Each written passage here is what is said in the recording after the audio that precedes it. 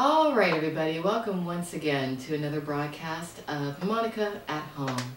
I am your cute little chocolate tree of the evening, Miss Monica Foster, best known from my official website, monicaf.com, but also, of course, from the website that I made specifically for this broadcast, www.monicaathome.com. So, happy Monday, everybody. Happy Monday. I hope everyone's had a pretty good Monday. I've had one of the busiest Mondays I've had in quite some time. I had a busy weekend too. Let's see, what did I do today? Well, I guess the highlight of my day was working for this really cool female wrestling company that I work with every now and then called DT Wrestling. For those of you who don't know,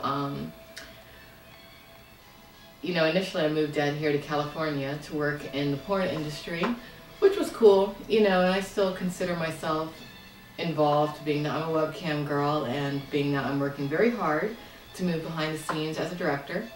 But I'm really pretty much done shooting as a talent as of current. I might come back. I actually have some loose plans too, but that'll be a little bit from now. But I don't want to say moonlight because it's not at night when I do this, but every once in a while I work as a professional female wrestler. And if you all want to see me do that, you can always visit the website for the company I work for, dtwrestling.com. You can even order custom matches between me and the lovely Amazonian woman of your choice. So make sure you do that. But it's fun. I mean, I've wrestled some pretty known female wrestlers. This one girl, Sexy JC, she's awesome. She looks like a little Pamela Anderson. This other girl, Hollywood, beautiful girl. And there's a few porn wrestling crossovers. I've worked with Jada Fire. So for those of you who are curious as to who will win between Monica Foster and Jada Fire, go to that website, get one of those matches, and you can see. And if you don't like the outcome, you can always script your own match and send it in, and they'll set that up for you.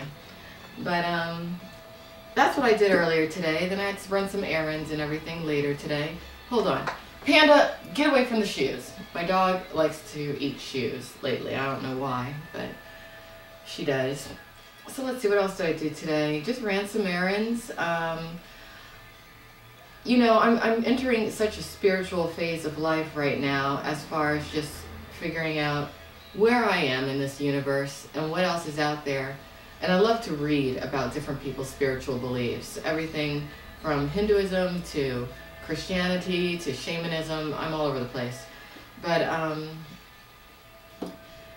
right now I have a big interest in the tantric beliefs, and that's something that I will be exploring and educating myself about over the next year, if not more.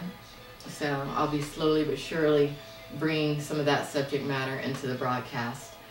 But I guess what I really wanted to talk about tonight, and just for those of you who are watching for the first time, Monica at Home is a show that is primarily about the adult entertainment industry. Everything from adult industry news, gossip, events, happenings, but also my thoughts on the industry, things that I feel, some changes that I feel should be made. I like to answer questions that some of you out there, whether you're in the industry or not, might have about adult entertainment. And I also like to talk about just our relationships with each other as human beings. Whether it be a romantic relationship, relationships you might have with your family, your friends, and yourself. And I feel like sexuality falls under that. So, today I really wanted to talk about something that has been a theme in some online discussions that I've been involved with recently. It has to do with what should a woman really do when she's ready to move on with her life outside of the world of adult entertainment, or maybe just segue out of a certain area of adult entertainment, whether it be from going from stripping to webcamming, or maybe you're going the opposite direction, from webcamming to working in porn, or maybe from porn to just webcamming, or maybe from webcamming to nothing. There's so many things that go on in a woman or a man's life when they're making such a transition, because you're essentially going from a group in society that is very permissive of so many attitudes and behaviors, and you know, you're going from people that have such a open way of thinking back into mainstream society, where still there's people who are open, but you know, people are you know, so many people in America really shy away from, you know, anything that has to do with sex and sensuality, honestly, because our society suppresses such subject matter. It's amazing to me. But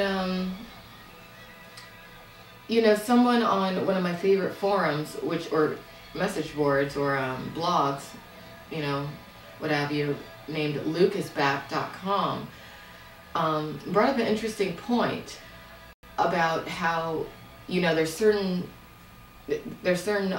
gateways out of the adult industry, or supposed gateways out of the adult industry, that truly do take advantage of women in a very weak state of mind, and it's wrong.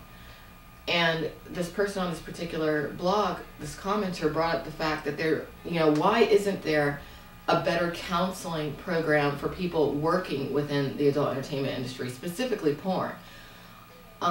That really needs to happen. And I guess in this broadcast, I'm going to reach out to all of you who might see this later on Blog TV or on YouTube or wherever you see this video. And if you're somebody who works in the professional counseling arena, and maybe you have some extra time or resources or money, you know, whatever it is that you got, you really need to look at the adult entertainment world and realize that there's so many women who need counseling, who need just not necessarily someone to say like, oh, don't do this, because maybe it is the right path for them, maybe it's not, who knows. Maybe they're trying to figure out what else they're going to do with their life while they're working in adult entertainment. I have no idea. I know with me, I always kind of knew I wanted to work in adult entertainment. My life is starting to diverge on other paths, but at the same time, I know that I'm always going to have an interest in the adult entertainment world, within the world of sensuality, sexuality, you know, all that kind of stuff. But there needs to be counseling if, you know, if the universe decides to somehow bestow upon me resources to set up, just almost like the way I would do it, I would make it like a retreat. It would have to be like something to where I handpick the people maybe twice a month, to where they can come out somewhere in a very natural environment and just kind of center themselves, get away from it all, and really think, okay, what do I really feel like doing with myself? You know, and have people on hand to where they can talk to them, people who have been where they've been recently. That's what needs to happen. You know, I think that if there is any kind of true exit strategy for women who work in adult entertainment, it needs to teach them life skills. You know, it doesn't need to tell them, oh, well, just find a guy who's, you know, a good Christian man and get married and let that be it. No, no, no, no, no. Because what if that's not your path? What if you want to be independent? Most women who get into adult entertainment are adventure girls, you know. Usually, you know, we're cool girls, we're cool women. We're women who want to walk on the wild side, who have that wild streak in us. You know, we're solo women. We're like Amazon princesses, truthfully. You know, we're women who are not scared to go out into the unknown, see what's out there, you know, put ourselves out there, make ourselves vulnerable, but at the same time draw strength from that vulnerable place that we enter. And I mean, when I look at organizations like the Pink Cross, I'm very disappointed in the front woman for the Pink Cross right now, because she's made it entirely about her instead of about the women that she supposedly helped. She's been doing this mess for, I suppose, officially maybe 3 or 4 years. I think that's how long they've actually been on the books. But she's had that organization for quite some time, and after all these years, I think she's only really successfully rescued 20 people. She claims 40, but I know for a fact at least 4 of those girls or women, she basically just pulled information out of them and then hung them out to dry, and that makes me sick. But you know, it's not hard to give women options, and I don't think you should even look at a woman and be like, I'm gonna save you, because no one needs to be saved. If anyone's gonna save anyone, it's gonna be yourself saving yourself. Yeah, that pink cross, you know, they're very aggressive and they use intimidation tactics, I've noticed. There was a girl who tried to leave recently. If you go to lucasback.com, and I'll put the link up here when I edit this broadcast later, she just realized that trying to supposedly destroy the entire porn industry, it just doesn't make sense, because it's an industry. It's different types of people from different walks of life, independent individuals, some with fantastic good agendas, others with shady agendas, you know, but just different individuals who have come together to create an industry, to create a product. That's what the porn industry is. I mean, there's a lot of themes behind the porn industry, you know, and really I can't say themes behind the porn industry, I have to say themes behind certain people working in the porn industry. But for anyone to demonize an entire industry, it's insane. That's like me saying, you know what, I don't think that, I think that Coca-Cola is evil and it shouldn't exist, and I'm going to destroy it. In fact, I'm going to destroy all soda brands because it rots your teeth. You know, does that make any sense? Really think about that. So anyway, this particular young woman, she decided to, her stage name was Brooke Ashley. She decided to try to seek out some assistance from the Pink Cross. She has some other issues as well. And I think the Pink Cross might have helped her at some point, or at least pacified her. But she went to a reach out at a porn convention with them recently, and she realized, hey, this isn't right. You know, why are we demonizing all these people, and some of these people are good people, and they were acquaintances of mine that I actually liked. So then she tries to leave, and the front woman for this organization didn't want to let her go. And that really rings of cult-like behavior, in my opinion. Unhealthy cult-like behavior. What really irks me about the front woman who runs the Pink Cross is that she is so about naming names. She wants to get these statements from all these porn stars and ex-porn stars, you know, naming who they feel are the most horrible people in the industry, and then she puts out their real names along with their stage names, which really does put the person's privacy and safety at risk. It also makes it to where if that person changes their mind, they decide they want to re-enter the adult entertainment world, many people wouldn't work with them. But she's all about everyone's real name coming out, and, you know, naming names of people who she might have vendettas against. But what is her real name? We know her as Shelley Lubben, but that's her married name. Now, I know her real name because I've looked it up, but I don't know her real first name. Also, where does she really come from? And why is it that if she's such a wonderful Christian, her parents are not in her life? From what I can assess, I could be wrong, but I would think that if you are this wonderful Christian woman, why wouldn't your parents be on stage right behind you, cheering you on? I mean, if you've really turned your life around in any capacity, and you've forgiven everyone that's supposedly done you wrong, and if you look at this woman's videos, you'll note that she blames her parents for a tremendous amount of her dysfunction. Why hasn't she reconciled with them, and why aren't they up there with her? Or at least, why hasn't anyone interviewed them? Where are they? Where are her parents?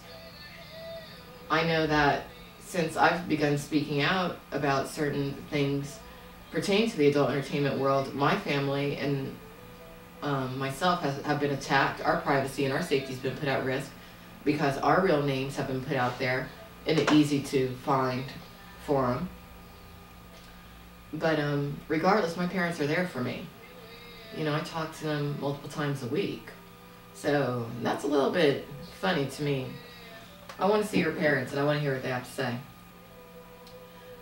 If I wanted my parents to get on stage with me right now and cheer me on, they sure as hell would. They support every single thing that I do, and they're always proud of me. Always. But you know what? This kind of links in. I wanted to go ahead and talk about this because a lot of times when these porn debates happen, for some reason nobody tells the public the location or the dates. Well, let me go ahead and let y'all know that Cambridge University, or the Cambridge Debate Union, is going to be hosting a porn debate. Let me see, when is this coming up? It's coming up February 17th, and I wanted to let y'all know who will be participating. Because there's one woman who, you can just tell she's not about the BS. And I hope someone records it. Because, especially considering that this particular debate will be happening in England, where they're extraordinarily open and aware of adult entertainment. I went over this last broadcast. Okay, it's going to be Dr. Richard Wolfson, a child psychologist, British porn star Johnny Inglis, and the first female adult movie director, Anna Span. Anna Span. It's going to be very interesting. I hope that someone either makes a transcript of this or records it. Oh, here's something interesting. Octomom whips up fetish video. Offers for tape roll in. What? Okay. Because Vivid was after her for a while. So it looks like now the Octomom is doing her own thing. Look at that. Maybe she went to gettingintoporn.com. Alright, let me read this. The woman, and this is a story on avian.com by Steve Javers. The woman who swears she wants nothing to do with porn just took one big leap in the opposite direction. Avian has learned. Nadia Octomom Sulman appears in a dominatrix gear in a non-sex fetish video that's currently being shopped to the highest bidder. Celebrity sex tape broker Kevin Blatt told Avian that the roughly 8-minute tape was first shopped to him this morning. For a woman notorious for having given birth to 8 babies in one shot, ironically, in the tape, Octomom whips the male companion who's dressed as a baby. Now, if you want to read more of this, I will link this up on Monica at Home. And again, this is on avian.com. But, you know what, Octomom, good for you. Good for you, because I saw what was going on there. Now, Vivid wanted her, first they wanted to hire her for behind the scenes jobs, and they want, or maybe they offered that to her later, but they tried to get her to do a sex tape, and she said no. Maybe she read gettingintoporn.com and the associated blog, gettingintoporn.blogspot.com, and realized, hey, if I'm going to do some damn porn, let me own my own material and let me produce it myself, because it's not hard to do. Maybe she did. So good for you, Octomom. Taking a step toward being, well, you already are an independent woman. You had 8 kids, for God's sake. How did I get into porn? Well, I got into adult entertainment as a dancer back in '02. And then I started webcamming, between dancing and webcamming. That was my life at that point. Sometimes I had a regular job in between, sometimes I didn't. And then in 2009, I decided I wanted to do some porn, so I did. I'm sorry, 2008, March of '08. And I stopped shooting in the beginning of '09, and now I'm back to being a webcam. A lot of porn fans are obsessive. And then you have these anti-porn people who are more obsessive. Because the thing is that really they're fascinated with porn. Anyone who is adamantly against something usually is a bit fascinated by it.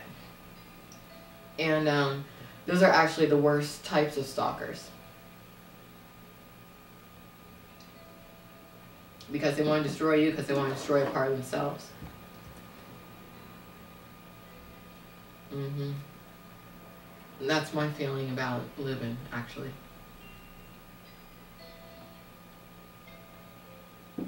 In her speeches, she always claims, the last thing I want to talk about is porn, but it's like, hey, woman, you're always talking about it. It's a part of herself that I don't think she ever really got to follow through to completion. Anything you can do in life, you have to follow through and work through till completion. If you don't, you're stuck. And then you can't move on. Did I enjoy the sex? Fuck yeah. Not on every scene. But there were, I'll say, more scenes than not I enjoyed. With me, it was all about the chemistry with the male talent. If I were to shoot any more porn, I would only work with people I have actual chemistry with. I think feminism is great. I'm not sure if I'm a feminist or not. I'm not certain. I am about women's empowerment, but I'm not anti-man. Not at all. I love men. Not all men. Just like I don't love all women. But I have a really, really good male friend, actually, who I'm not sure exactly. I think he's about like me. He doesn't really adhere to any particular religion. He's just spiritual. But he does honor the goddess. That's his thing. And any woman talking to this particular individual walks away feeling like she's truly walking in the clouds, because you know, I really respect men who are what I consider to be true men, who are, and what I consider a true man to be is a man who is, has a strong mind, who's solid in how he treats people. I mean, he treats others with respect and kindness, consideration, fairness. A man who isn't out to dominate women, but who also, in turn, isn't out to allow himself to be dominated. And that's what a solid guy is to me, really. A guy who works hard, enjoys his life. I think that's what, you know, I guess you could say this, you could say the same thing about any person, man or woman. That's what I think it is to be human. Someone's taking notes. I don't think I'm completely at one with myself yet, but I'm getting there. I'm getting there. I've grown so much, and I'm still growing, and it's a never-ending process. I think we all grow throughout our lives consistently, and if we don't, something's wrong. You don't ever want to remain stagnant or stuck. That's, to me, that's not a good way to be. But I'm still getting to know myself, but over the past 3 years or so, I've become such a better version of who I was before. So let me go ahead and thank all of you for joining me today. I'm Monica at Home. And again, if you want to see more of these broadcasts or archives, just go to monicaathome.com or youtube.com/Monica at Home. So now I'm going to stick around, answer some questions in the chat room, and I'll see you guys on Wednesday and on Friday. Same time, same place, 10 p.m. Pacific Standard Time, right here on blogtv.com. Later.